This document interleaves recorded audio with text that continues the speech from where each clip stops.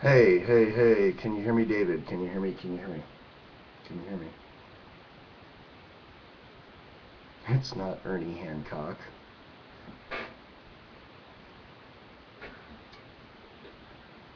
Yo, yo, yo, yo. Okay, let me unplug in my, because I'm getting an echo. Okay, can you still hear me? Can you still hear me? I'm noosing you, yes. Where's my cat? I can't do this without my cat, but can y'all still hear me? Yeah, alright, okay. I'm gonna start in 1 minute here. I need a cat. Come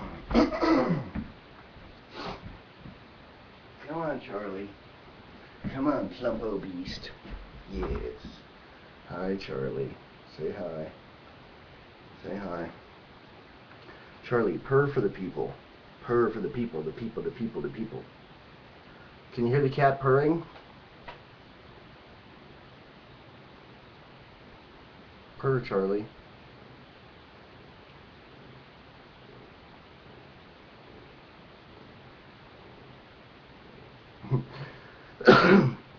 Purr to the people. Alright, this is Michael Dean. I'm live here from Casper, Wyoming. And I got my cat, Charlie. I don't go anywhere without my cat. I don't leave home without her. Charlie, look at the people. Come on, the people, purr for the people. Alright, so I do a lot of interviews and stuff, but I don't do a lot of chats. So what I'm going to do is just kind of talk about what did they say? What did the drunk say? What it was like, what happened, and what it's like now. You know, standard 3-act storytelling. You know, experience, strength, and hope. I'm going to talk for 5, 10, 15. That is a large kitty. Yes, it is. That's Charlie. She's like 14 years old and still feisty and still kills mice and brings them to me. You know, the reason that cats kill mice and bring them to you is, that's a love offering, and birds too, but the reason they take off the heads and the feet is they're removing the parts that don't taste good. And they just want to bring you the tasty parts. Hey George, hey Joe, hey John, hey Lydia. I'm going to get some other cats back here in a little while if I can, because cats are an important part of Liberty. Because I was really happy to see on Facebook that there's a site called Place for Anarchists to upload pictures of their cats, because cats are kind of anarchists. They're kind of socialists too. They're kind of like they were the first animal to domesticate themselves, which I think is kind of neat. They other animals were domesticated, but cats just said, hey, you guys got some good grain here, and it's got some good mice, and I'm going to come get the mice. Yeah. So I'm just going to talk about my flash, quick journey from statist to somewhere between tiny, tiny, tiny minarchist and anarchist. And I think something we'll talk about too is if there's people who've had a journey like that too. Like some people I know, like Mama Liberty, who's in our film Guns and Weed: The Road to Freedom. Does this work here? Let's see. Yeah, let's see if that can work. Me and this cat named Nima Vidadi made this. Oh, that looks sweet. We're getting all this glare. We made this movie called Guns and Weed: The Road to Freedom. Anyway, it's going to be showing tonight at in 2 hours on one of the channels here, and I'll be doing a director's commentary live. Type me questions, type status, whatever. Yeah, Cat Anarchist page. So basically, I have been anarchist my whole life with a brief 40-year foyer into being a Democrat. I'm 47 now. I mean, one of my earliest memories is being about 3 years old and my older teenage sister at the time pushing me down the street in the stroller. And she stopped to talk to one of her friends, and I undid 3 straps and ran down the street going, I'm free, I'm free, I'm free. And, that carried over into in kindergarten, I was trying to tell the teachers what they were wrong on. And in, 6th grade, I was almost expelled from school for thinking I was smarter than the teachers and most of the other kids. And you don't even have to be that smart to be smarter than most of the other kids and teachers in school, because the way they sort them by ages. My dad went to a one-room schoolhouse. My dad is 90, and he went to a one-room schoolhouse and graduated when he was 15.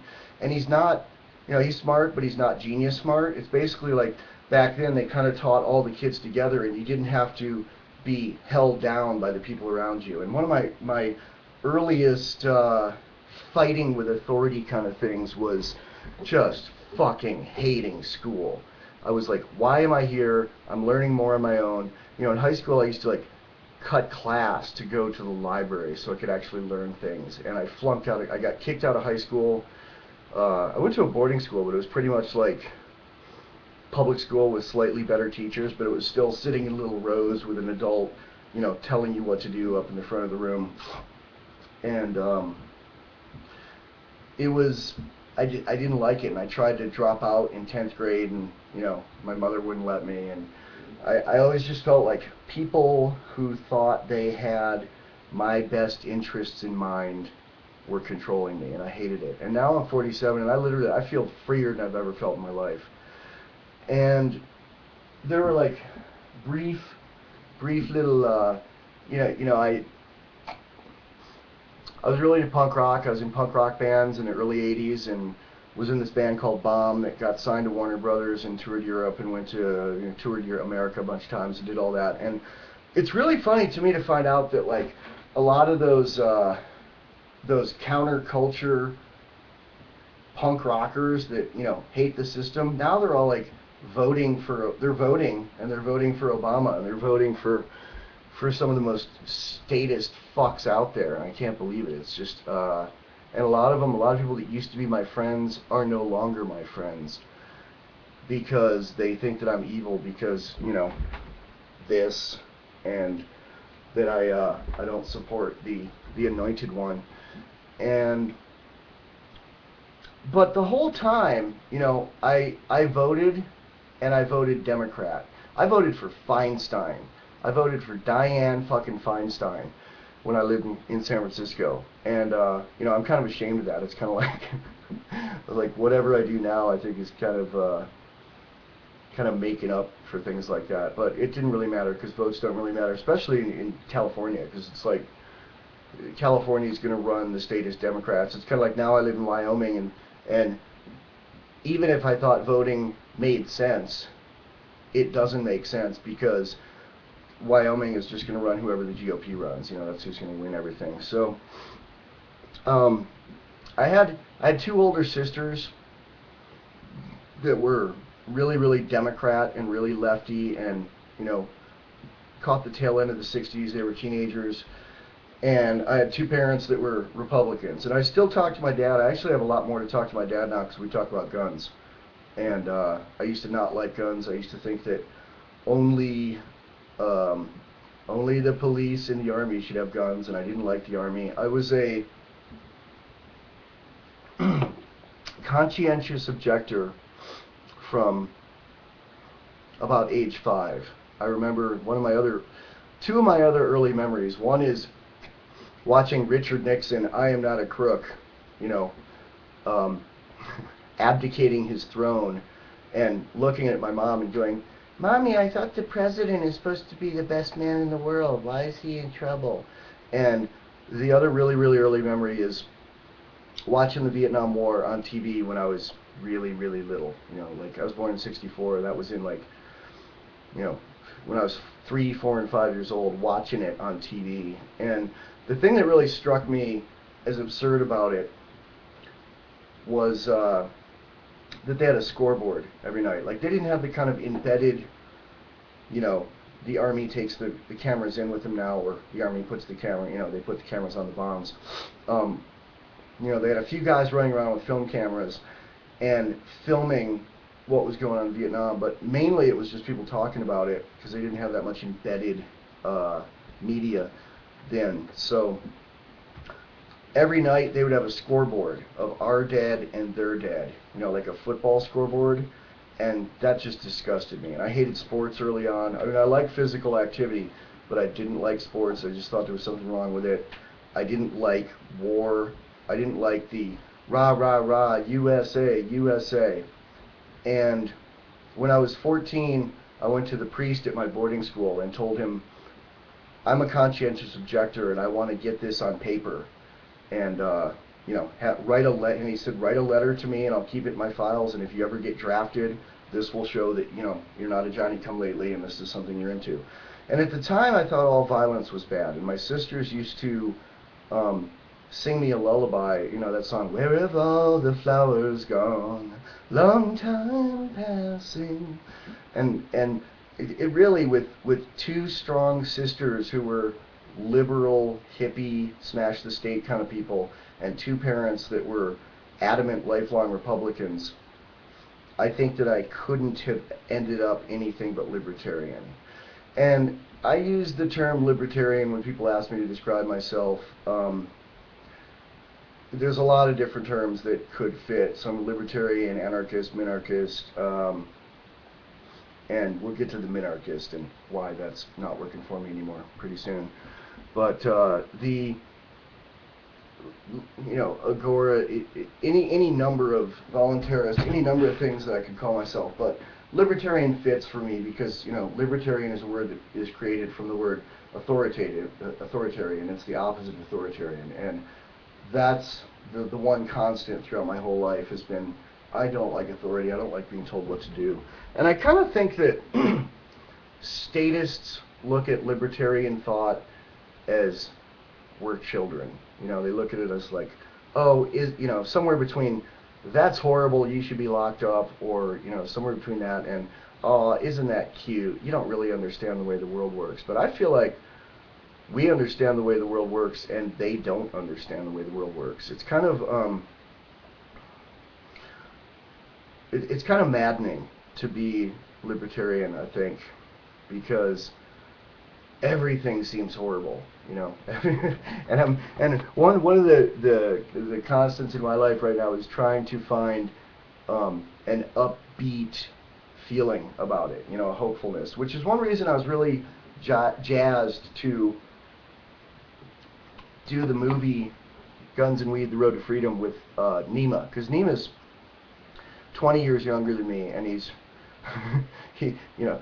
either not burn out like I am, or still like youthfully foolish. I'm not sure which, and I'm not dissing him, but it's like he really believes that, I asked him one day, like, okay, I'm 47, my dad's 90, if I live to 85, 87, that's better than most people do. So in 40 years, Nima, do you think America or the world, let's say America because it's where we live, do you think America's going to be more free or less free? And he's like, I absolutely think it's going to be more free.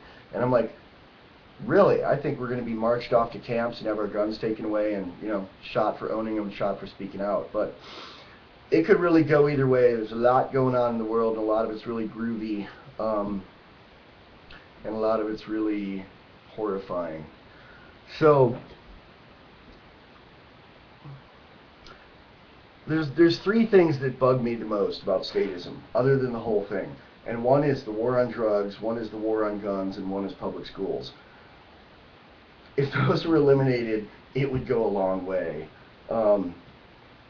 I don't even do drugs. I used to do drugs. I've been clean and sober since '99, and I hate the war on drugs more than I ever did when I was doing drugs. It just rubs me the wrong way. It just seems incredibly, insanely immoral, and I don't like it. So, and the war on guns, it's like, I'm preaching to the choir here, but it's, I like guns. Here's how I came to like guns, before I get into, why I hate public schools.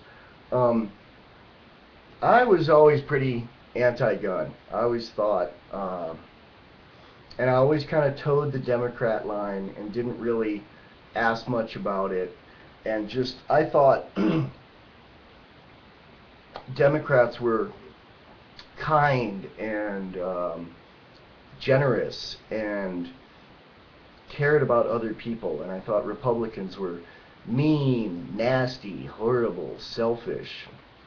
And I kind of think that, if you go to the left-right paradigm for a minute, on my continuum to libertarian to anarchist, I had a brief stop at Republican. I registered to vote Republican 2 years ago, and I'm still actually a registered Republican just because um, is my wife changed her designation to Libertarian Party for a minute, and it's kind of funny when we did that. It was like the lady down at City Hall or wherever we go here to register to vote was like, libertarian, libertarian.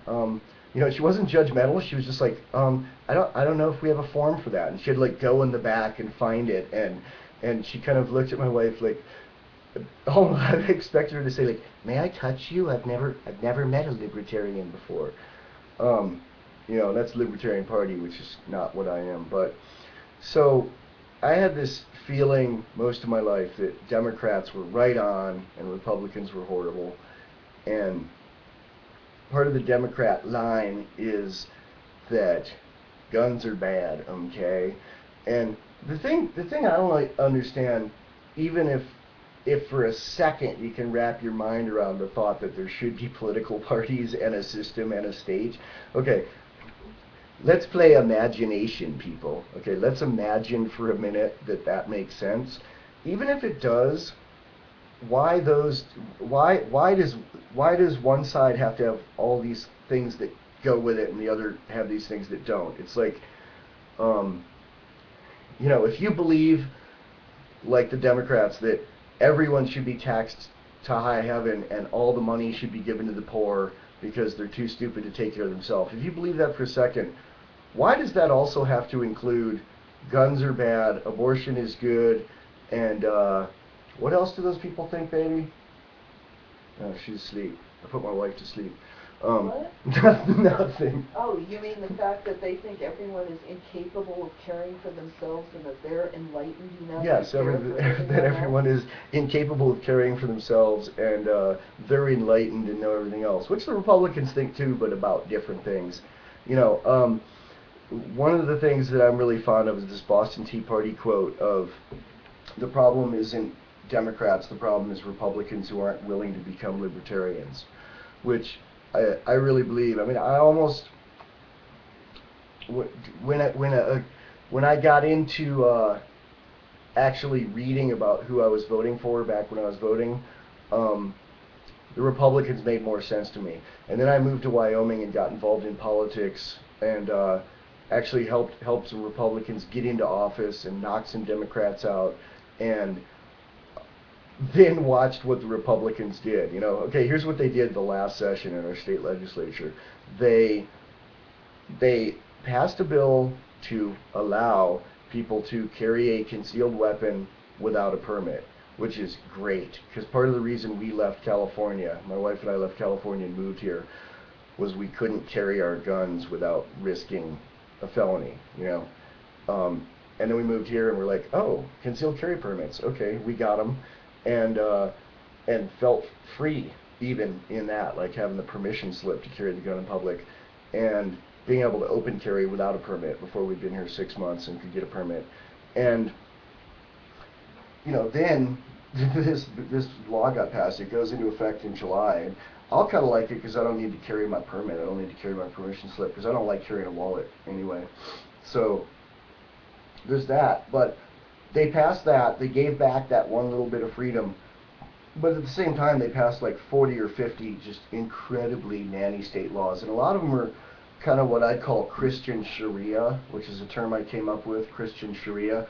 And some Christians really hate me for using that term, but I really think it's true. I really think that a lot of laws that conservative religious Republicans pass are kind of putting things into law, into code, that are not based on natural rights. I mean, really, it's like, I think the only things that should be illegal are murder, rape, theft, fraud, assault, and trespassing. There should be 6 laws, and really, like, that's pretty much in the 10 Commandments. If you look at it, it's in the codification of the demands of most religions, and it's in the law of most societies.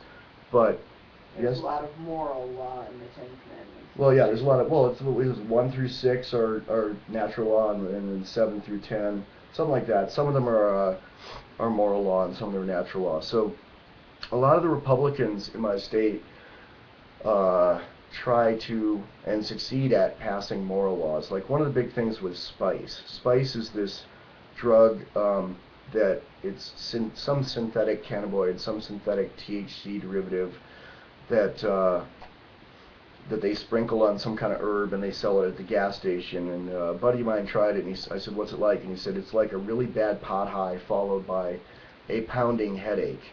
And I'm like, "Well, that sounds like enough reason not to use it anyway." But the Wyoming Republican State Legislature spent a lot of time in this past session outlawing spice so they could get it outlawed a few months before the federal outlaw on it goes into place. I actually wrote a letter to the editor here of the paper, and it got printed. And I also sent it to all of the legislators who co-signed that bill, sponsored and co-sponsored that bill, and basically got letters back from some of them saying like, I see what you're saying, but we know best. And the way I kind of look at it is kind of like that old thing.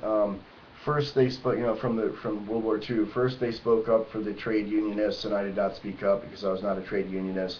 Then they came for the Catholics. I did not speak up because I was not a Catholic. Then they came for the Jews. I did not speak up because I was not a Jew. And it ends with, then they came for me, and there was no one left to speak up. So one thing I like to do activism-wise, and I'm not an activist I'm an internet activist. I'm a media activist. I like telling my story, and I like talking to anyone who will listen about the way the world works, which I feel I know better than I ever have, and everybody listening to this probably knows better than I used to know, for sure, and better than a lot of people know. We sure think we're smart, us libertarians, but we are. We really are. We know how it works. So I like to speak up. Some people won't even bother to talk to a politician. It's like, why bother? But I'll talk to him. My state rep is actually a buddy of mine. We've been shooting a bunch. He's been over to my house a bunch. I sat him down and watched Guns and Weed: The Road to Freedom with him. He didn't hate it. He was kind of uncomfortable at the part where Nima raps the line, being a politician should be seen as a high crime. But other than that, he's like a lot of the government people in Wyoming. They're he calls them rancheslators. A lot of them are ranchers, and a lot of them hate the federal government but take money from the federal government. A lot of them hate the federal government but think that the state and local government should enact a lot more laws to protect people from themselves. The reason I'm in Wyoming, the reason we're in Wyoming, moved here 2 years ago, bought a house here, was basically for more firearms freedom and to be away from nanny liberals and not have to listen to them every day. And, you could say, I would imagine Larkin Rose would say, well, if you're truly free, you just stay in California and, carry the gun illegally in your pocket. I don't know if he'd say that, but he might. But I've never been to jail, and I like that thing he did about why do people brag about, I'm a law-abiding citizen? I don't brag about it. I think it's amazing that in 47 years I've never been arrested, because I've poked the system in every way. I used to do a lot of drugs, and I've done a kink podcast. I've done all sorts of stuff that could get someone in trouble, and somehow I've never been arrested. And I kind of want to keep it that way. So what I do is I have great admiration for people who get arrested for a cause. A lot of the New Hampshire people, like I've said before, that kind of activism would be harder in Wyoming because it's hard to find a cop in Wyoming. But I do have great admiration for it, but it's not the path I take. I do things like make media and give talks. Nima and I are starting a podcast. It actually goes live on April Fool's Day. It's called the Guns and Weed Podcast, and it's not just about guns and weed, but it's going to be at gunsandweed.com. And I like to talk. I like to share my thoughts. I've always had this kind of feeling ever since I was a little kid that I want to reach the world. And it was way before the internet. You know, it was like I was into ham radio when I was 10 or 11, and I was into electronics, and I used to like. There used to, in magazines, they used to have things where it would say like pen pals wanted, and I used to write to people like all around the world when I was young teen, and just because I wanted to get out of my little town and reach people and reach their minds and have their minds reach me. You know, I felt this need to communicate. The internet was just, I jumped on it. You know, I had a website in 96, got on the internet in like 92 on Gopher, if anyone, I think Kyle probably knows what Gopher is. And I like to just talk to people. I like to listen to people. If you got comments or questions, you want to pop them up there, I will answer them, or not, or just talk, you know. So the way that I got into guns, after really, really hating guns, was living in California, and someone tried to break into our house. I was home. My wife was at the store. I was really, really sick. I had a bad cold, and she went to the store to get some NyQuil for me. And our cats, like, alerted us. You know, I'm gonna go get a cat. I'll be right back. Peanut. Peanut. Come here, Peanut. Come see Dad. Come see Dad. Come see Dad. Yeah.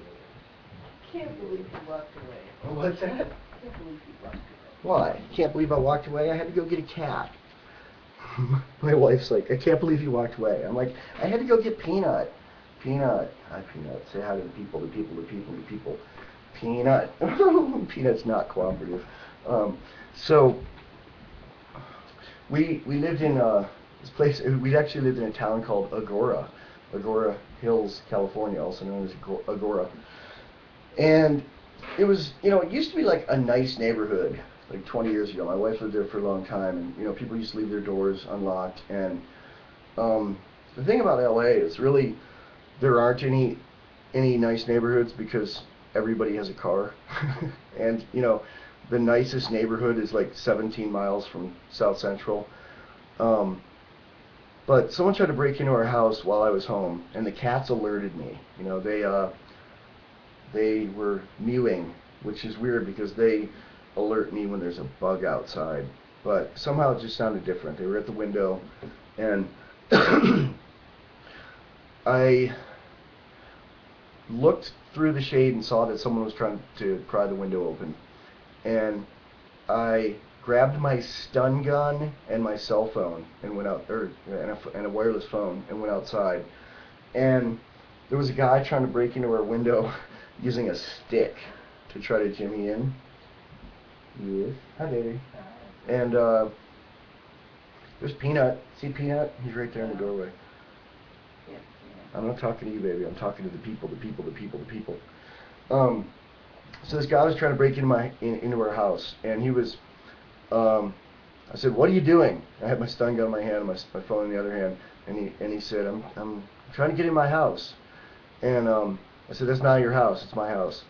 And he I could smell alcohol on him from like, you know, 20 feet away. He didn't look like a career criminal. He was Mexican dude, Mexican accent, probably about 50 years old, really kind of looked beat down by life, and was using a stick, you know. He wasn't accomplished at what he was trying to do. And I chased him off while calling 911. And the police actually came, and they actually came within 2 minutes, which is really amazing response time. But, you know, they were probably pretty bored. I mean, actually, like 7 police cars came. And they found the guy and asked me to ID him. And, you know, it wasn't one of those things of like, we found someone who fits a description and he's in the cop car, say yes, it's him. But I was like, it was him. And they found the stick in his pocket. And they took him away, and it turned out his story checked out. I think they let him go. I talked to a cop later. What it was there was a house. All the houses where we lived looked alike. Like, we owned the house, but we had an HOA, homeowners association thing. Like all the houses were built on the same contract. They had to all be painted the same color. Um, and there was a landlord who was renting one of these units about 7 houses away to like 30 people. And I really think that the guy just, didn't have a key and shared the house with 30 other, workers, and thought he was trying to get in his own house. But it scared the fuck out of me. It really, really scared me.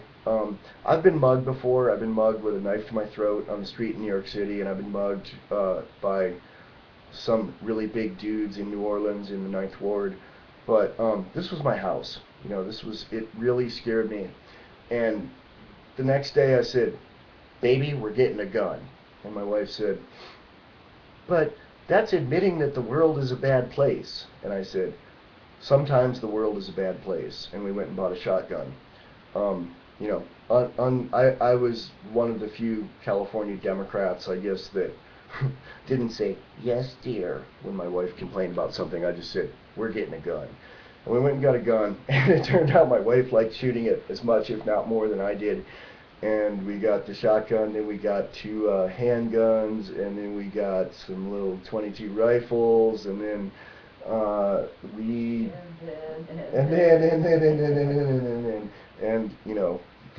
then we moved to Wyoming and got some real guns. But she's laughing. She's Deborah is sleeping on the bed with her eyes open and commenting on what I say. So we got guns, and then I got this book called "You and the Police" by Boston Tea Party. It was it was on some gun website I was buying gun parts from, and I got it, and it was a very strange book to me because I grew up reading counterculture stuff. I read "Steal This Book" by Abby Hoffman when I was like 13. I think I stole it too from a guy who stole it, actually. And I read it, and it was all about like how to take over the system. And really, I think Obama and everyone in his hierarchy, his administration. I was looking for a more regal term, like his court. Everyone in his court probably read that book, when they were kids and said, "Well, we're tired of throwing bombs. Let's work through the system." But I'd never read a book like "You and the Police" by Boston Tea Party. It's a thin volume.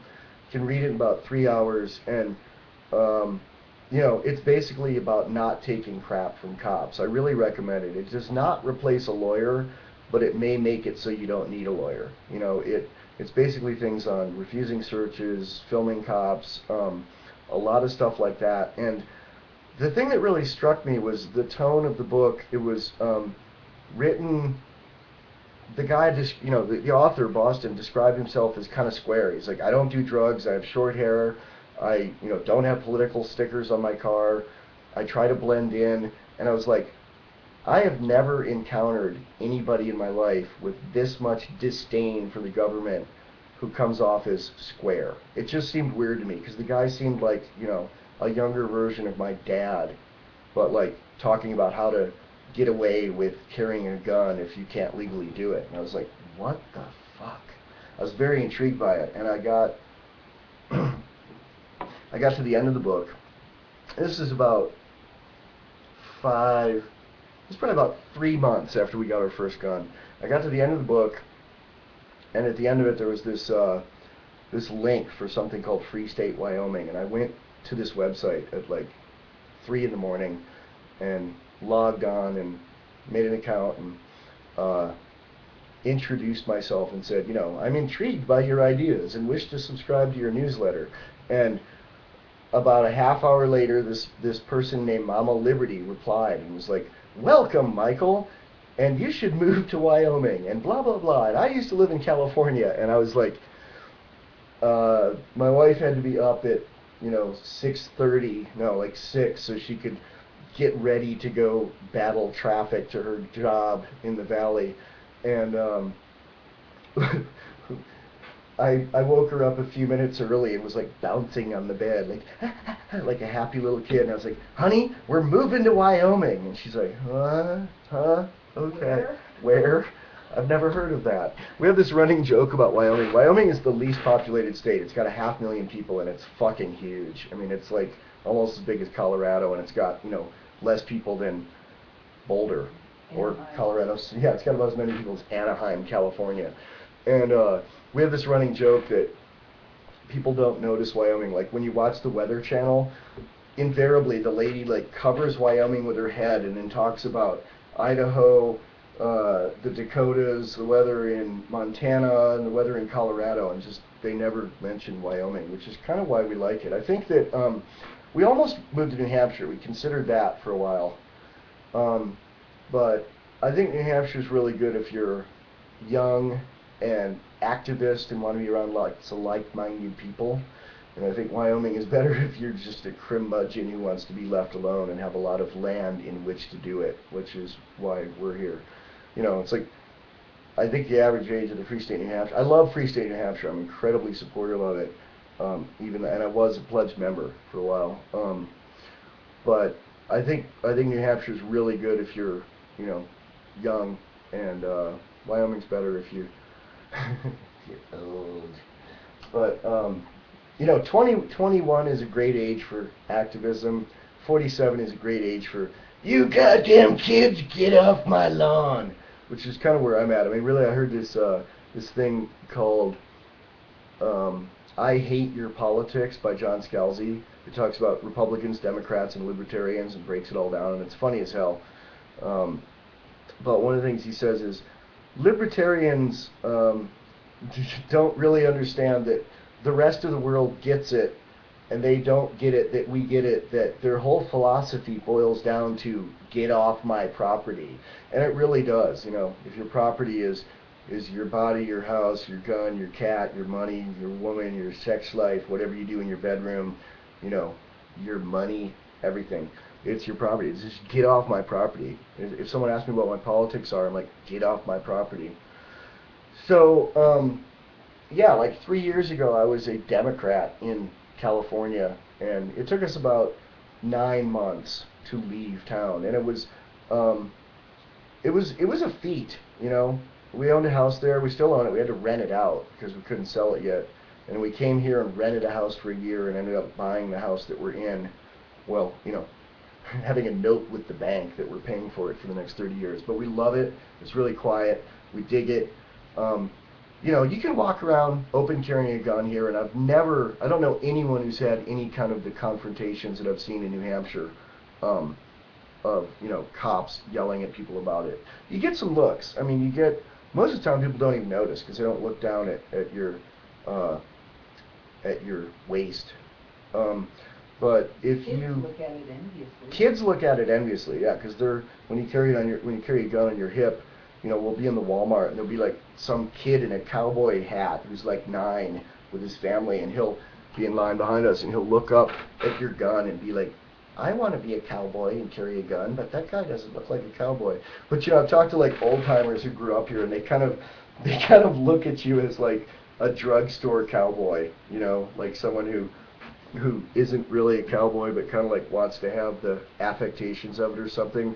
Because the main people that open carry here, other than Free State Wyoming people, are old ranchers who are on their ranch and then they drive into town to go to the diner and just basically still have a gun on their hip that they have all their ranch in, which, and they probably got the first round on the stack with snake shot, because that's really a reason people carry a gun on a ranch here, is to shoot snakes, rattlesnakes.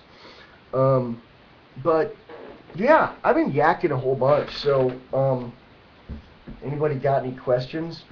Is anyone still even there? Curmudgeons rule. Oh, I see we have some comments and questions. Do they have an audiobook? Lindsay Spooner's Surly Curmudgeons. I like that. CTH is too young to go to Wyoming. Who's that? Huh? Firearm addiction, 20 times worse than heroin. I certainly spend more money on guns than I used to spend on heroin in a given year. Jackalopes, yeah, jackalopes. We live near the home of the jackalopes. We live near the home of the jackalopes. Jackalopes are come from. You want to go get my, I've ridden the giant, okay.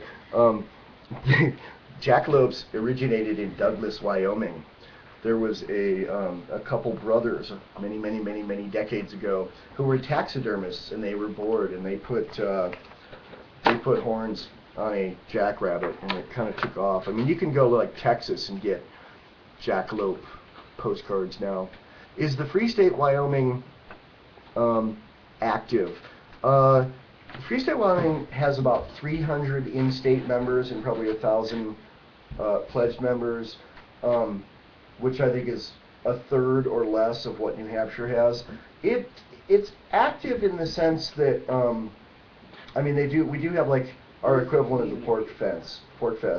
We do have a thing once a year. It's coming up on June,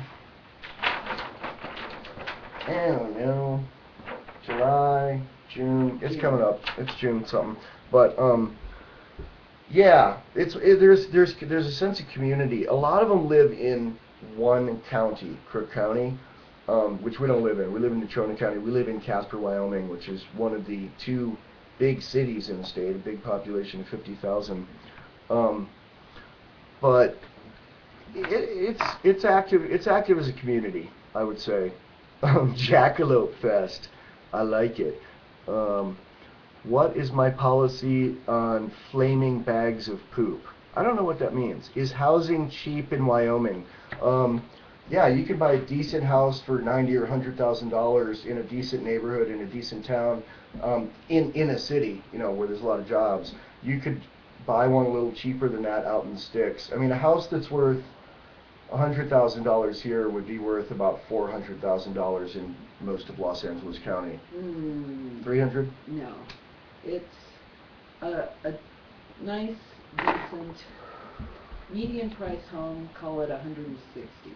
160 for a nice deed. Well, we paid a lot less than that. We have a. No, we paid. Oh, 180. Okay, 180. I was thinking. All right, yeah. But what would this house and this land cost in Los in Angeles? LA, Yeah. 3.25. 3.25. So about half the price of LA. I mean, you can buy land here cheap if you really wanted to. You know, I know a guy that lives here that bought a trailer in a trailer park, which sounds horrible to some people, but it's, you know, I've been to his house and it's not scary. But he owns his own house and he pays $60,000 for it. You could buy a trailer for $60,000. You know, for $40,000 you could buy a used single wide, and you could buy 10 acres of land here for 10 grand, 20 grand. You know, water might be a problem. You might have to drill, but and you probably want to live way out in the middle of nowhere, so you wouldn't be beholden to any county, you know, city regulations and stuff. Rural living is inexpensive, but it comes with all the trappings of rural living. Yeah, rural living is inexpensive, but comes with the trappings of rural livings. Does he deal with lot rent for his trailer, though? I don't know that. I don't know. I think he actually bought the land his trailer's on, even though it's in a trailer park.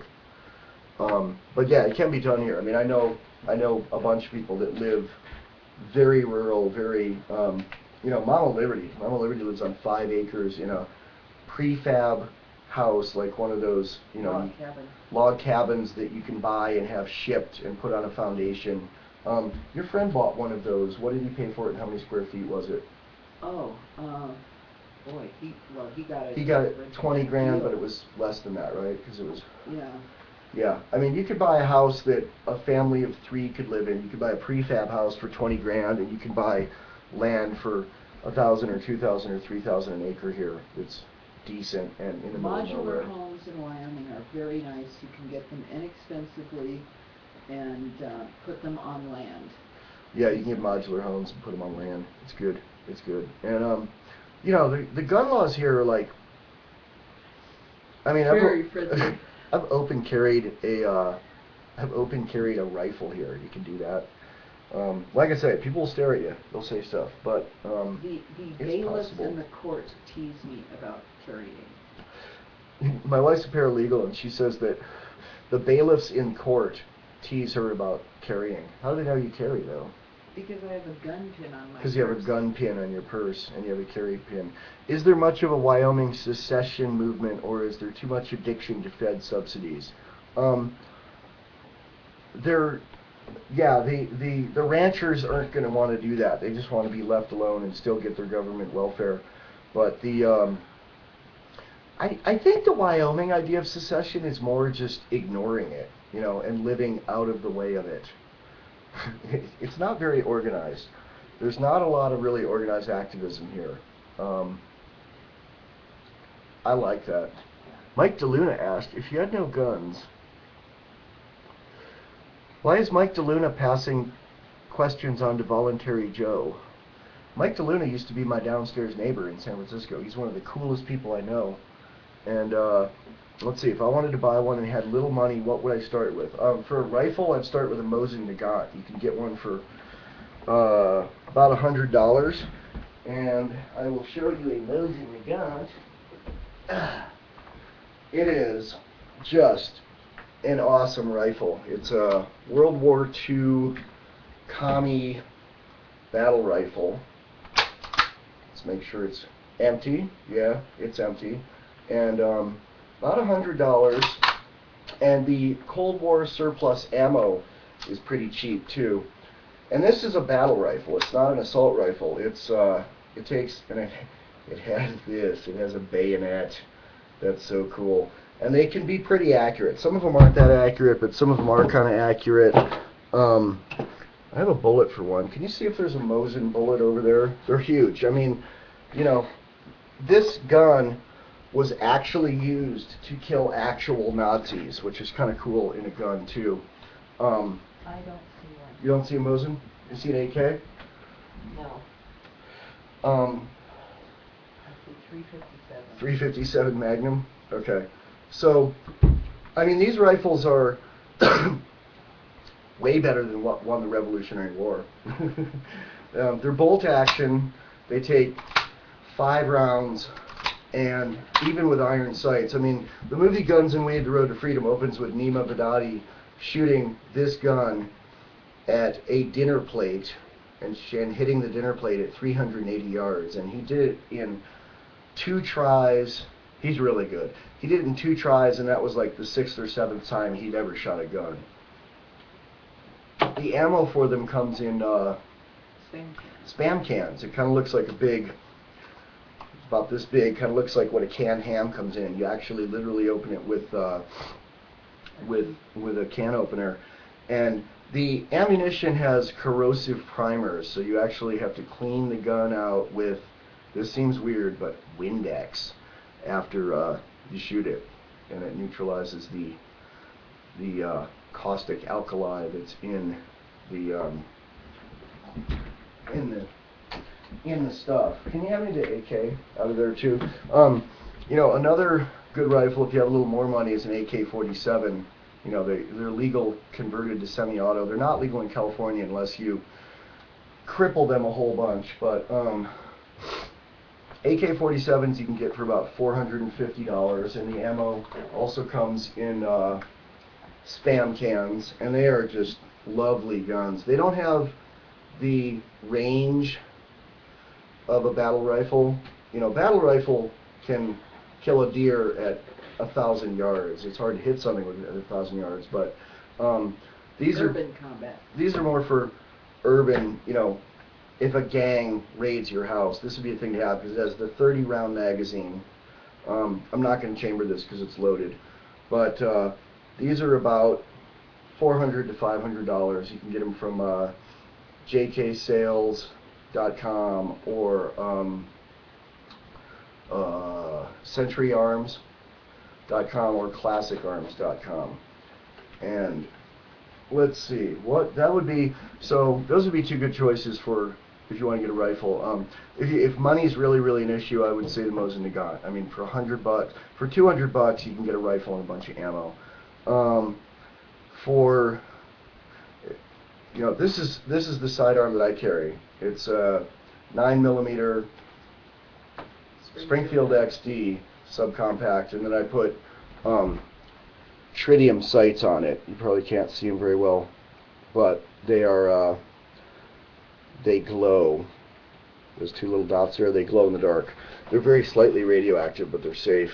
And this thing's great. It holds 12, 13 rounds, and it's incredibly accurate. It's the most accurate gun I've ever used. I would highly recommend that if you get into guns, that you get training. You know, and it doesn't have to be from a certified trainer, but it needs to be from a qualified trainer. You need someone who knows what they're doing. I mean, really, I can clock, bitch. Can you have me an unloaded gun? Is there a... Oh, wait, my snubby's right here. I'll show... here's my snubby. This is my pocket holster for my 38 Special. This is a really good gun. This is a good starter gun, and you know, a lot of times they recommend ladies get revolvers, snub-nose revolvers. I'm going to empty this. It's got rounds in it, as you can see. You know, 38. This isn't a gun to take to a gunfight, but you don't really go to a gunfight. You know, you find yourself in a gunfight, and you know, in a gunfight, you probably want something that has more than 5 rounds. This takes 5 rounds. And can you give me a sody pop, baby? It takes 5 rounds, but they're incredibly reliable. This is a Charter Arms undercover light. It weighs about 14 ounces. It's very, very light. The thing about revolvers is when you pull the trigger, they go bang. And this is empty now, so it's kind of hard to pull the trigger. There's no safety on it, but that's kind of the safety, is how hard it is to pull. If you cock it, it's a lot easier to pull the trigger, but they work. I read recently about a lady who inherited a loaded revolver from her late husband, put it in a drawer, hadn't touched it in 22 years. Some people broke into the house, and she grabbed it and shot the burglars that were trying to kill her. A semi-auto loaded and cocked wouldn't necessarily function after 22 years of sitting in a drawer, because a semi-auto, when it's loaded, has springs pulled. It has several springs inside it and then a spring in the magazine. And in 22 years of sitting around in a drawer gathering dust and rust, the spring might break. But a revolver doesn't cock until when you pull the trigger, it engages the spring. So when it's just sitting there, it's not, the spring isn't pulled. And they're really, really simple guns. They're not made for distance. I mean, they used to call them belly guns, because they're basically made for, you know, mugger pulls a knife on you and you shove it in his belly and pull the trigger. But I would highly recommend that anybody that own a gun take some training. I mean, it's not rocket science. I mean, ballistics literally is rocket science, but you can teach someone to shoot a gun in 2 hours safely. And you know, the basics of gun safety are: keep your finger off the trigger until you're ready to shoot. You know, a lot of people, you pick up a gun, you just instinctively put your finger on the trigger, but you shouldn't. You should keep your finger right here. I mean, if you look at trained people, like, watch one of those fucking gun goon shows about the DEA or something. You know, those guys in their ninja suits going in to steal things and kidnap people. They're trained. They've always got their finger like that, because in a high adrenaline situation, you will instinctively pull the trigger probably before you want to. But if you don't, if you just get instinctive about keeping your finger off the trigger, you're going to do better with it. There's 4 basic rules of gun safety. That's 1, keep your finger off the trigger until you're ready to shoot. The other is assume every gun is loaded.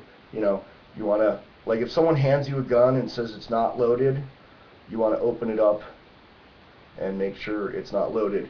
Third rule, and these are out of order, but they're all equally important: never point a gun at anything you're not willing to destroy. I'm not pointing this at you, I'm pointing it at a camera, which is worth about $8, and I'm willing to destroy it. But not really, because we're inside and there's a window behind that gun. But what is it? Keep your finger on. Be aware. Be aware, yeah, be aware of your target, what's behind it, and what's beyond it. You know, if you shoot a bullet, and a bullet can go for 1.5 miles, not probably from this gun, but you know, from Mosin Nagant, if you're shooting at a deer that's 100 yards away, and there's a clean line of sight to a farm 1 mile away behind you, you don't shoot that deer, because if you miss, it's gonna go and hit that farm. Is that all 4? Do I do all 4, baby? Mm-hmm. Yeah. All right. George Donnelly says, "Go on as long as you like." I'd need questions, I think. Let's see. Are they like 30-06 rounds? 30-06. Yeah, the Mosin Nagant is comparable to the 30-06 round. They're not interchangeable, but they're similar size, ballistics, and power. Sweet gun talk. How awesome would it be if he ended the video by shooting the camera? No. No. DJ says no. Scott Beiser says, first rule is never point a gun at something unless you don't mind getting shot. I like that. Scott's great. Scott's the animator, the cartoonist on some books we really, really like. The L. Neil Smith cartoon. If you don't know L. Neil Smith and Scott Besser, I might be saying it wrong. If you don't know his stuff, go to bigheadpress.com. Amazing. It's a lot of libertarian alternative history. You know, one of them starts with like, you know, what if we'd won at the Alamo, and what if the Whiskey Rebellion wasn't? What if the Whiskey Rebellion had gone differently? And I really, really, really like them. It's really good stuff. Your wife wants you to put in a word for Glocks. My wife wants me to put in a word for Glocks. Do you want to bring your Glock and sit down and talk, baby? No. You're not feeling camera friendly? You just woke up from your nap and did put on your makeup? Yes. Okay. Yeah, Glocks are great. Glocks are great. Glocks are good. Glocks are in my neighborhood. We like Glocks a lot. The Springfield XD is kind of based on the Glock. It's got a lot of the same features. I used to hate Glocks in Springfields. I used to call them, you know, plastic guns, Tupperware guns. They do have a lot of plastic in them, but as semi-autos go, they work. They don't fail, you know. That's why so many rappers rap about, yo, I got my Glock, bitch. Glock, bitch. Yeah. Yes, Bezer. Bezer? Is that Scott Bezer? I think that's right. Bigheadpress.com. I almost said fatheadpress.com. No, that's probably a motorcycle site. But yeah. Sweet. Gun talk. I'm going to see if I missed any questions. I'm going down here. Let's see. I wince every time someone dry fires. Yeah. Me too. I wince every time I look at, like, Facebook and see pictures of young guys going, yo, dude, yo, bitches. It's like, there's something counterintuitive to me to point a gun at a camera, because it's like pointing it at a person, even though it's, maybe you just pointed at me by accident. You did. Just kidding. What was I talking about? I don't know. What was I talking about? But I'm reloading. But she's reloading my gun. All right, good to know. Good to know that gun is being reloaded. You mentioned early about moving from minarchism to anarchy. Mike DeLuna, my good buddy in real life, who I'm trying to get to move to Wyoming. What changed for me? I'm really disgusted with the idea of voting. I was into it about a year ago. 6 months ago. I voted for my state rep. I didn't vote for a lot of people, and I wrote in Nima Vadati for sheriff. But what's changed for me? If I ever vote again, I'm gonna have to take a shower afterwards, maybe 2 showers afterwards. I just feel like it's feeding the beast. You know, I think that the thing that really kind of like kept going in my mind, it's kind of like a heroin addict getting off heroin. You know, there is some withdrawal going from minarchist to anarchist. You know, I'd say on a scale of like 1 to 100, if 100 is gung-ho American, left or right, you know, God bless the system, you got to get out and vote, it's important, and you know, 0 is voting is immoral. It's really, you know, it's taking part in an immoral system. I'd say I'm at about 2 or 3, which isn't quite 0, but it's a far cry from I was never really the gung-ho American type. I got in trouble for when I was in 7th grade for refusing to say the Pledge of Allegiance. And that's back to when I was like anti. The funny thing about being a conscientious objector for me was part of it was based on I used to think that force was immoral, and now if the Russians marched down my street and tried to take it over, I would shoot them. It'd be Wolverines. It's kind of like I don't want to die in their war. I want to die in my own war, and I just hope there's never a war. But I can only support voting in order to protect others.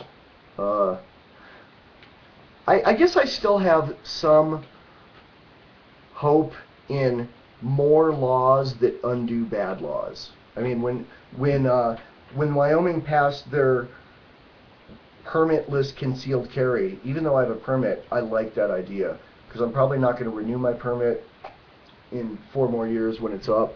And I just don't like carrying a wallet, I don't, like, my wife always reminds me when we leave the house, do you have your permission slip?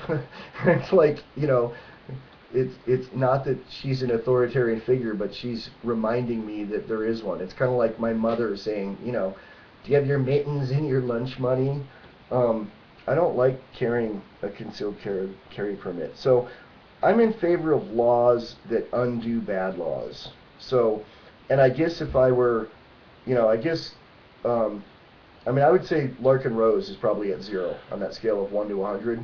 I would say, who's that Canadian guy that does the video podcast that tells you how it works? That guy is probably at 0. So I'm at like 2 or 3 on that continuum. So I still read the news. I still keep up with it.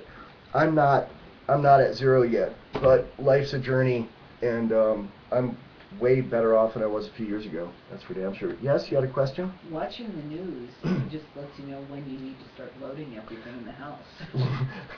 My wife says, watching the news is good because it lets you know when you have to start loading everything in the house. Yeah, Molinix. Molinix is probably at 0. I've heard people say, there's people I know who like bury guns. They put them in tubes. Or I've heard that there are people who do that, so they'll have battle rifles when rifles are outlawed. But I've also heard people say, when it's time to bury them, it's time to use them. I don't want to die in Revolutionary War 2.0. My life is better than it's ever been. I'm happily married. I love my life. I'm not starving. I have a good roof over my head. I live in a great town. I have lots of guns. I have media. I've always been waiting for the internet. I wanted the internet to be there before there was the internet. When I was 12 years old, I took a handset of an old telephone and built a little FM radio transmitter into it and walked around my neighborhood talking into it. And it's like, I don't know if anybody ever listened to it, but the thought that someone could was important to me and made me feel less alone in my own head in my stupid little town. So, yeah, I don't want to die. I want to just stay out of the way, Get off my property, and I'll just sit here and do little podcasts and stuff. So, well, I talked for an hour, and George says keep talking. I guess there's someone after us. Let's see. I'll keep talking. I'll keep talking until y'all turn it off. I'm actually going to be on here at 5, not doing a video chat, but it's 4 now where I am. So in an hour, I'm going to be doing a video. They're showing Guns and Weed, The Road to Freedom on one channel on here, and I'm going to be doing director's commentary via text chat, so, or answer questions or whatever. So I'll stick around for that. Let's see if we got more questions here. I don't think shooting the federales will really fix anything. Yeah, I'm never going to shoot anybody unless anybody ever kicks in my door and has weapons. And, I don't know if I'd wait to see if it's the police, because where I'm from in Los Angeles, gang members kick open doors dressed like police and say it's the police and then tie you up and beat you and take your shit, I've lived a good life. I thought I'd be dead by 30. That was actually a goal of mine when I was a rockero back in the day. I really thought I'd be dead by 30 and actually planned it. And, I got off drugs and stopped dying and I'm loving life. Mew. Mew. Bring me a cat. Oh, they're all sleeping. Never mind. Bring me a light.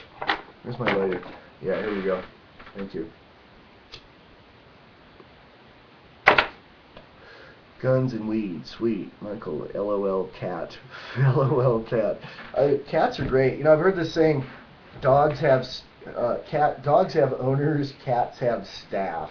And cats are not libertarian. Cats are like union members, man. They bully. Cats are royalists, and they're the royalty. Cats are royalists, and they're the royalty. Yeah, cats bully us into doing stuff. We feed them crunchy food, but once a day we feed them a little bit of wet food, goo food, and it used to be DJ would feed them when she got up to go to work in the morning. She'd feed them around 7 o'clock, and I'm generally up till 5 or 6 a.m. drinking coffee, taking coffee drugs, and it kind of got to the point where they started demanding the food about 20 minutes earlier a day, to where it's at like 11 p.m. at the latest, and 10 p.m. is when they start yelling for it.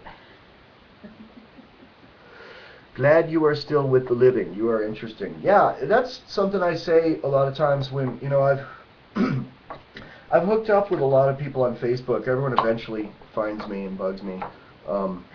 And I don't block most of them. There's a few. My block list is like 40 people on Facebook, and it's all people I know in real life. But, you know, yeah, when I see old friends that used to do a lot of hard drugs and they're looking healthy, that's what I say to them. I'm glad you're still with us. We made it through. You know, a lot of people didn't. Hard drugs will fuck you up, but I absolutely think they should be legal. You have a right to life, you have a right to death. Ferrets. What are ferrets? Ferrets are not legal in California, because we tried to get a ferret, or thought about it, and ferrets are outlawed. And then we thought about getting a hedgehog, because we really like hedgehogs. Hedgehogs are not legal in California. They're not outlawed, but if something's not specifically legal in California, it's outlawed, which is really weird. And you legally, by law, you have to chip your cats now in California, or at least Los Angeles County.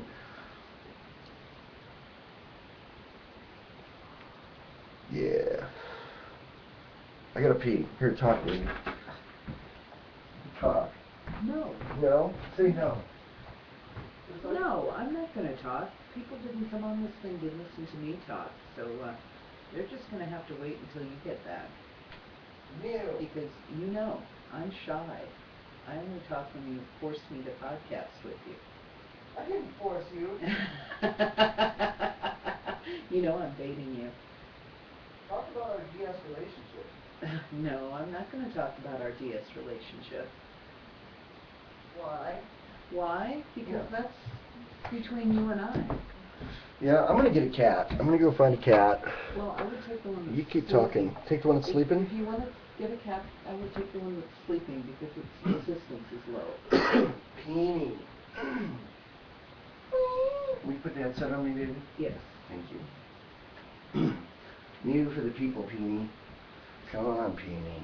Peanut's asleep. This is like when I was a little kid and I used to fall asleep and my dad would take me to... Oh, wait, he's squirming. Peony. Peony. Ow, ow, ow, ow, ow, ow. That's your DS relationship with That's Peanut. my DS relationship. I am the slave and he is the master. Yeah. Cats are fantastic animals. Cats are outstanding. But who will make the LOL cats? Yeah. Soon. Why aren't you legally allowed to get married, Alan Hall?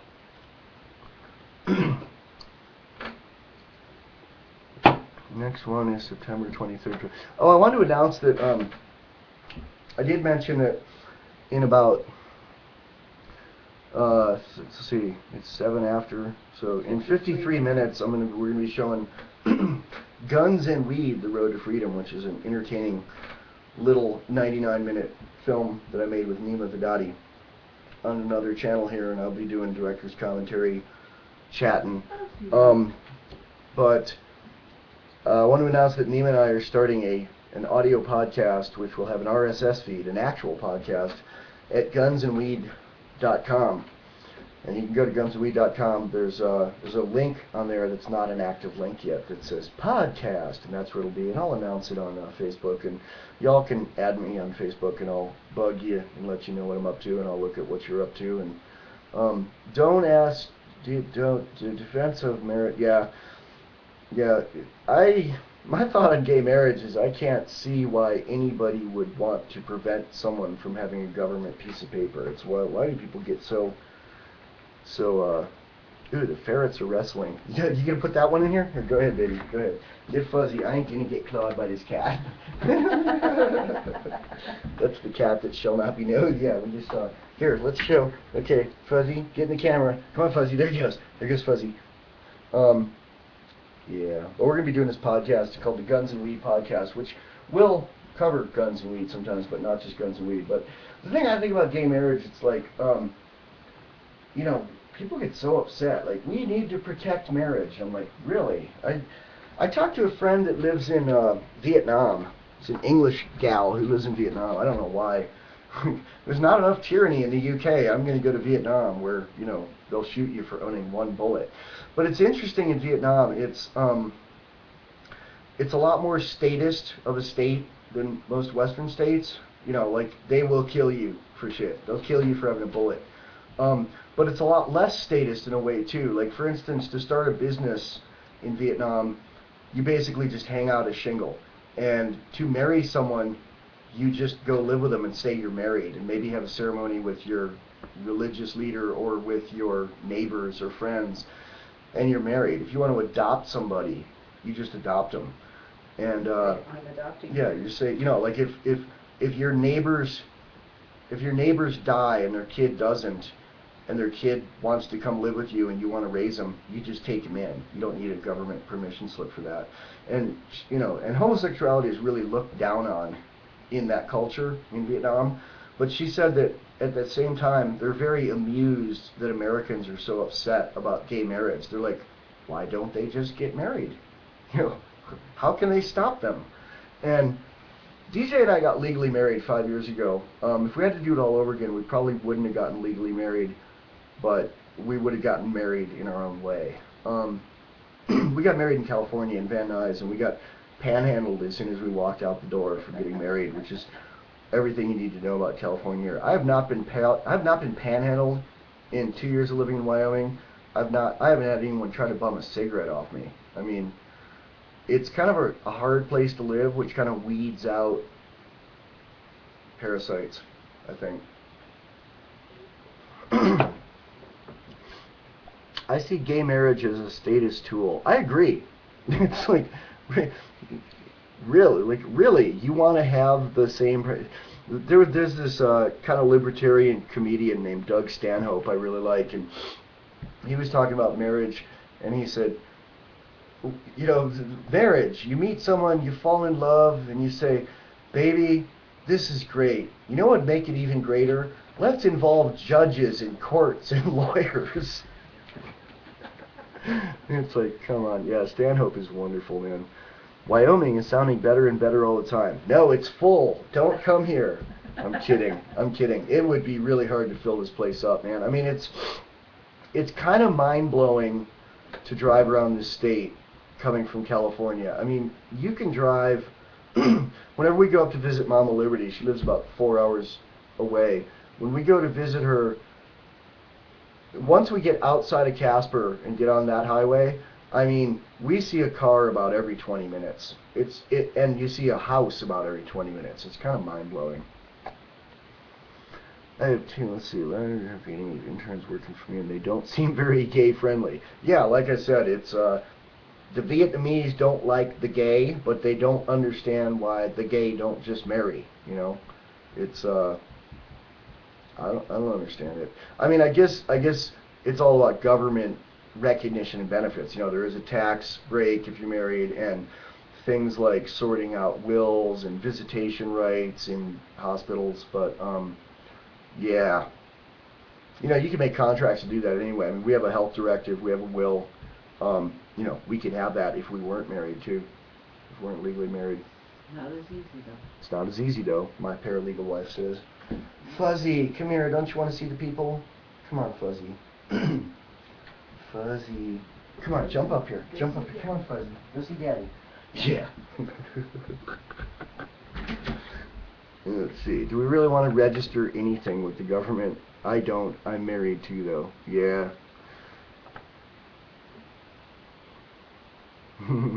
Hyphenated name. I really like this this method of chatting. You know, I'm not good at lecturing. You fucking wind me up and let me go. And I like the chat going on the side. I was watching the Larkin Rose thing. I was listening to a lot of stuff he's saying. I was digging a lot, but I was also just chatting, kind of spinning off of what he said to other people. And you know, it's kind of like when you go into a lecture hall, like in a college or a high school. You know, the person's up there lecturing, and if you whisper to the person next to you, like if you get an idea from what the lecturer is saying, and then talk to the person next to you, you get in trouble about it. I like this. Or I could just say, stop talking. Listen to me. I'm more important. Yeah, somebody is gonna interview me next week on some radio show, and he said, yeah, it's a 1 hour show. What questions do you want me to ask? I'm like, you could ask me 2 questions and I'll talk for an hour. Oh, we all need leaders, don't you know? No. No. The people. Here, you talk for a minute while I go get Charlie. We're having chat over here. Talk about Wyoming and why you like it. Talk about the cop pulling us over. Oh, okay. Yeah, the cop pulling us over. Here's the story. Here is why Wyoming is wonderful. We're driving through Casper one sunny, lovely afternoon, and I was not paying attention, so I was speeding, which generally happens when I don't pay attention. And we got pulled over. And as usual, Michael had his sidearm in the glove compartment because it's more convenient and more comfortable. Anyway, so we pulled over, and the young man came to the window and said, ma'am, you realize you were speeding, and gosh, I'd hate to see something happen to you on such a lovely day, and can I see your license and registration? And registration was in the glove compartment underneath Michael's gun, and I gestured to Michael to get the registration, and he, being from California, you're kind of trained not to even breathe too fast, before they pull a weapon on you. And Michael said, well, officer, he said, yeah, I see the gun, just get the registration. And we both kind of looked at each other and went, yeah, we love Wyoming. And now you got a really good view of Charlie, and I'm going to turn the mic back over to Michael. And the same month, my stepson, DJ's son, got pulled over in California and got guns pointed at his head for rolling a stop sign. So, And had the car torn apart. And got in trouble for having legal ammo with him. No weapon. No weapon. Just the ammo. Yeah. Charlie, you're so heavy. Charlie, look up. Look up. Say hi, Charlie. We got to trim her back nails. When I tried to pull her out of her nail got caught in the hot box. Under our TV, we have a like the cable unit, the cable box, and it's really warm. And Charlie sits in this little cupboard on top of the cable box. She thinks we made it for her. It's a cat warmer. Come on, Charlie, say hi. Say hi to the people. The people. Charlie, yes. Charles. Charles is a girl, but we do call her Charles. Hi, Charles. Here, purr for the people. Here, Charlie, purr. No. Come back. Don't chase Fuzzy. They're not as media sick. They're not as media intrigued as I am. No. She's not long. No, the other cats are long, though. I got guns pointed at my head for working overtime. What's that mean? Cops had the wrong address. I thought the alarm at my... Oh, God. Sounds horrid.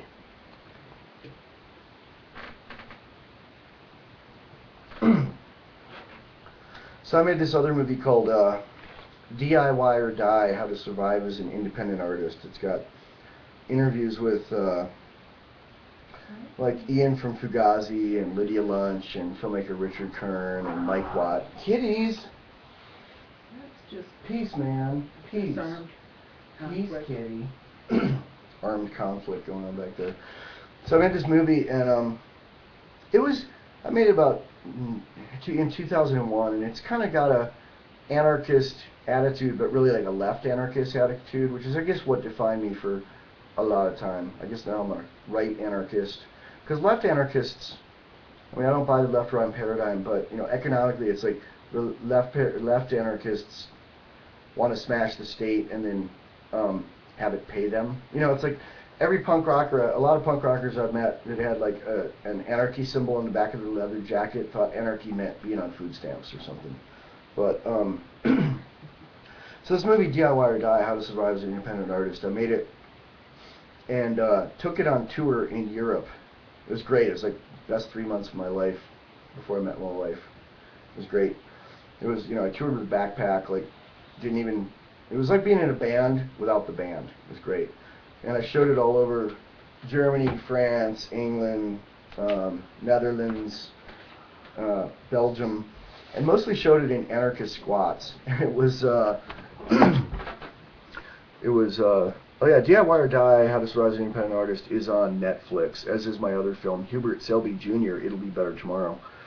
And I also write books, but I'm bored with my books. I'm not going to talk about them. They're all on my Facebook if you want to see them. But I love DIY culture too. But it all kind of came with this, like, not just anti-capitalist, you know, anti-corporatist, but like anti-commerce almost. You know, like at the end of my movie, I had a copyright notice. Now the DVD of it is called DIY or Die: Burn This DVD. Like, I literally invited people to burn copies of it. It was before Creative Commons. I tried to kind of invent my own version of Creative Commons.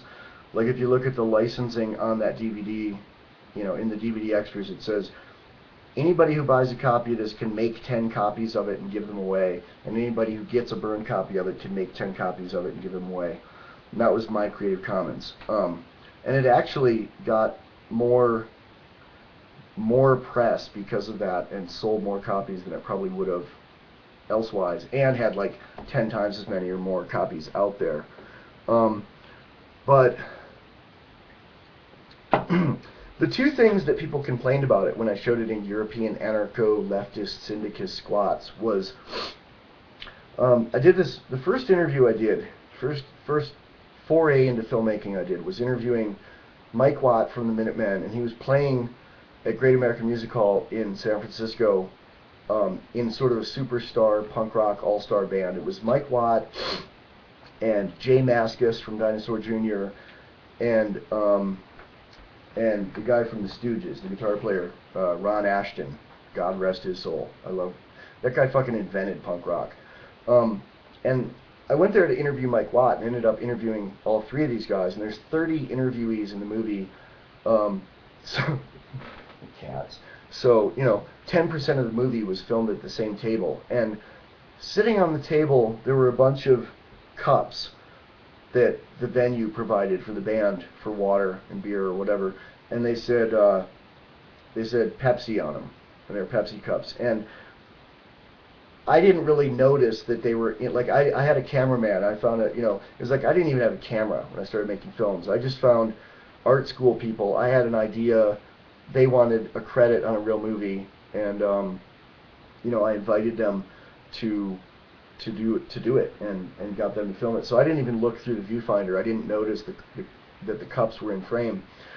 So 10% of the movie has these cups sitting on the table that look like product placement. They say Pepsi, and I tried to get my editor to edit them out, and there was like so much else to do that I didn't have the money to pay him the time to take to edit those out in 10% of the movie.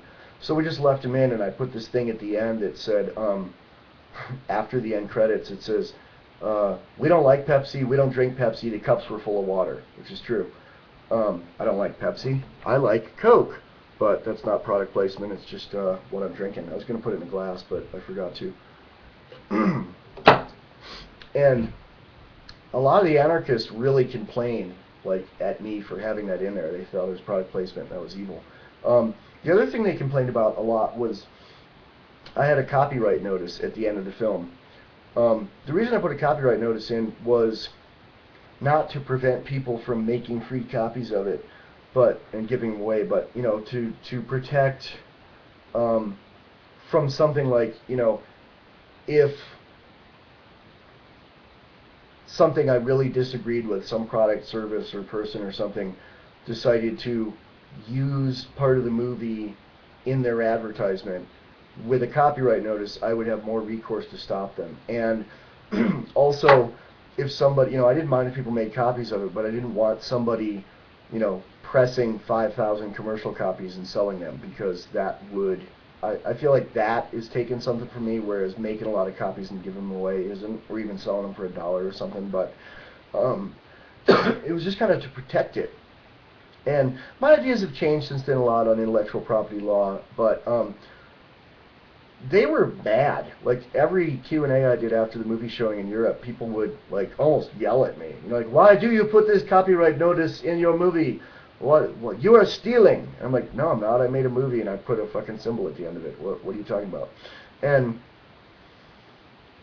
I don't know. I guess I've always loved anarchy, but I've kind of noticed there's little differences between left anarchists and right anarchists. I think I'm running out of my caffeine buzz. It's kind of like that scene where, and I think I'm going to end this pretty quick here. It's kind of like the Beavis and Butthead where they go into the hipster coffee poetry reading in the coffee shop, and Beavis drinks all the coffee and goes up there and goes, I am Cornelio, and they're all like, yeah, say it, brother, say it, and he's like really entertaining for a while, and then he kind of comes down from the coffee and they go, well, I guess his 15 minutes are up. So corporate puppet, I Hate Your Politics author, here, I'm going to find the link for that because it's just so good. It's John Scalzi, I Hate Your Politics.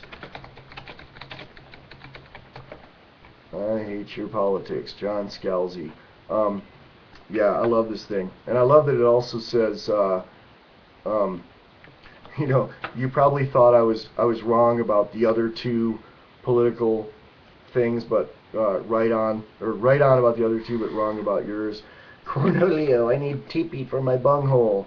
Alright, I'm gonna sign off here unless someone's got something pressing to ask, and I'm gonna go eat a little something and come back in about 35 minutes for the let me give you the link for the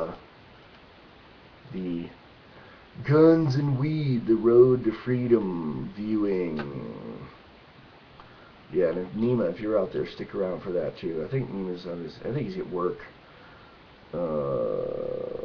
Guns and Weed, here we go. Alright, so I'm gonna hand you this thing, and then you can, if you want to come back, we can watch this and I'll chat, and you can ask who the hot chick is, and I won't tell you because she doesn't want anyone to know. But yep, alright, it's cool, man. It's been an honor to do this. And Guns and Weed in 35 minutes, and go to gunsandweed.com.